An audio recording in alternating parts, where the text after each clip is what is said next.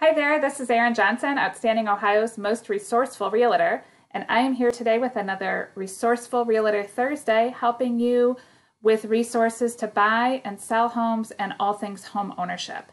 Today's topic is, should you buy or sell first? So if you currently own a home and you're thinking about moving and you're trying to figure out, well, geez, how should I do this? Should I buy first? Should I sell first? I've come up with 3 questions that you can ask yourself to help guide you to the right path on how to maneuver this. And it leads to 4 different options. It's, I'm sure there's other variants, and I've probably oversimplified it, but I think this will help you get your head around it and get you pointed in the right direction should you be in this situation. So the first question you need to ask yourself is, do you have the financial means to buy a home without selling first? So basically, that means either you have the cash to completely buy a home without financing, or if you're in need of financing, do you have enough extra cash to put a down payment, pay the closing costs, and can you qualify for the mortgage without having sold your home first? And if the answer to that is yes, then you have the option to buy before you sell. And in this market, that's probably recommended because it is a seller's market, which means it's hard to find a house sometimes because the inventory is low. And when you find it, you may be in a multiple offer situation and you may not get the house. So it can sometimes take a while to buy a house. So if you have the means to buy first, then you can take your time to find what you want, make sure that you get a home before you list your house.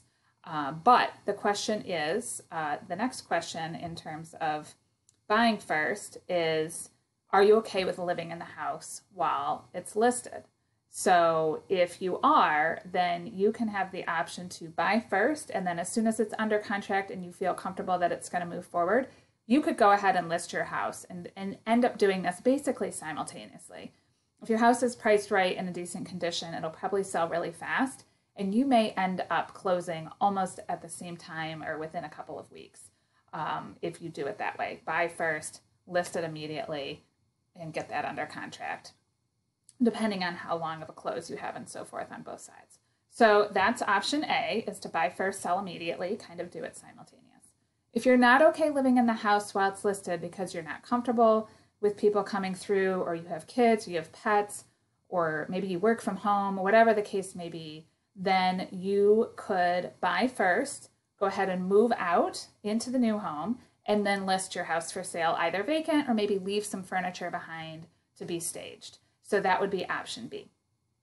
Okay, going back up to the top, if you do not have the financial means to buy a house without first selling, then the next question you have to answer is, are you willing to move twice, and do you have a place to stay temporarily while you shop for a new home? So can you stay with your parents? Is there a friend has a second home? Is there other, can you stay at a hotel temporarily, rent an apartment, rent a house? What are your options to live in while you're shopping for a home?